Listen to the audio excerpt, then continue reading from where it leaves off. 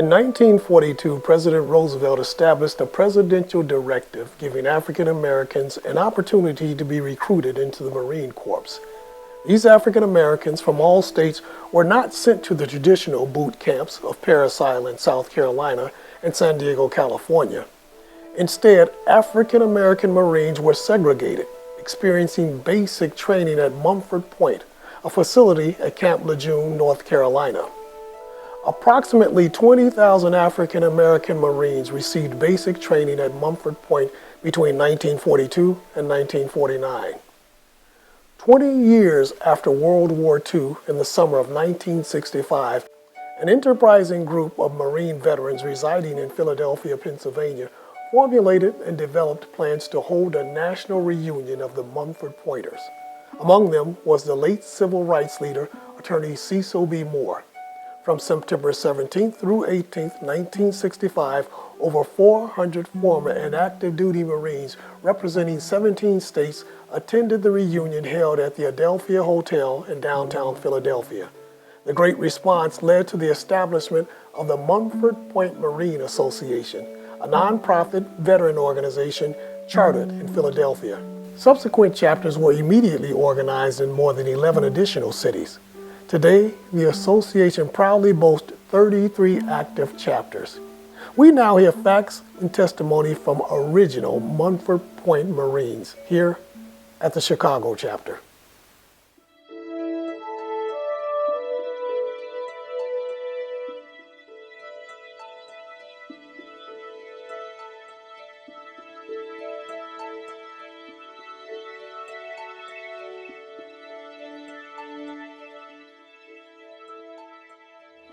We were awarded the Congressional Gold Medal. It was quite an honor. It was a long time before, but it's Congress' highest civilian award. So, and it was about approximately 400 of us that received it. There was a lot of them that had passed on. They were not able to be there, and what they're doing now is giving awards or certificates to the ones that were unable to attend or the ones that were deceased. And it was quite an honor. I enjoyed being there. Basically, what I remember about the Congressional Medal was mostly tears. It was such a long time coming, and like John said, I was very upset that we didn't have some of the people that were lost before this happened. We lost one of our presidents like a week before the medal ceremony, and he was one of our top members here, Mr. Payne, and that's one of the things that I really remember about it. And the Commandant did a great job, did everything he promised us, and they really turned the city out for us. They laid out the red carpet. I was elated. I was very ecstatic over it because I never thought I would receive anything like that, and especially receiving the medal from an African American general. I never thought I would ever see an officer that high rank in the Marine Corps, and I was kind of disappointed because the president didn't present it to us, but he had other business other places, and that's one thing I will really cherish, that the medal. I keep it at home and keep it safe so no one would come in and take it.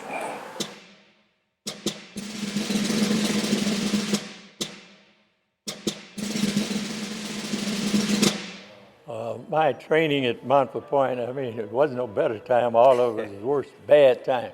It was, I was only there for, I had 8 weeks of boot training and 2 weeks on the rifle range. And shortly after that, I didn't have to spend too much time at Montford Point. I finished my training in February, and in April I was shipped out overseas. So the little time that I had there was mostly in boot training.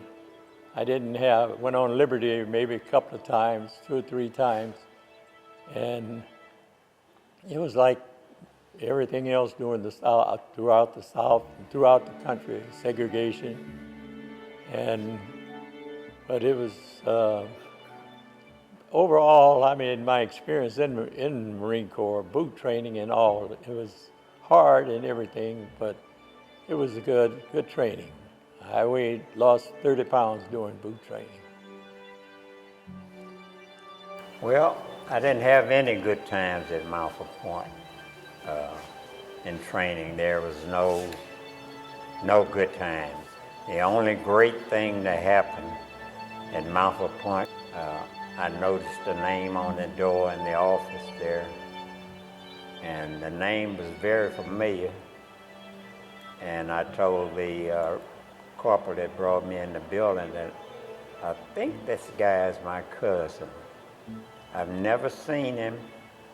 I've heard his name. I know all his sisters and brothers, but I'd never seen him. And a couple of days later, he sent for me, and he says, "I hear we cousins." I said, "Well, I think so." And by the way, this guy was a master gunny sergeant. And I've just found out, since the first Montford Point was there, Montford Pointers were there in 42. Here, this is 43 when I came in, and he's already a master gunny sergeant. I'm trying to figure this out, and I finally found an answer to it. But anyway, he said, I hear we cousins. So I said, "Yeah, well, what was your mother's name?" And he says, "Anita Bolden." I said, "Well, that's my mother's oldest sister." And that's where I met Master Gunny Sergeant Charles L. Bernardo. I finally got his records after he passed away, and I found out he was the first battalion sergeant major at Montford Point. And I didn't find this out till maybe a couple of years ago after he passed away. We couldn't find his records. I finally found his records. So this was the best thing that happened to me at Montford Point. And I don't remember anything else good.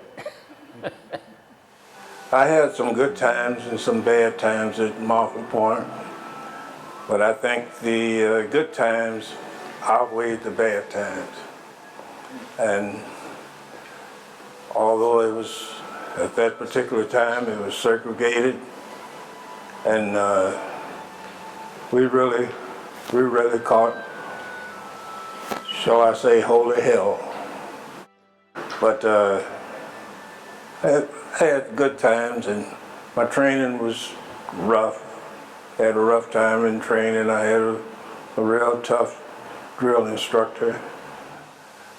My bad times was, one time I went on Liberty in a place called Kinston, North Carolina.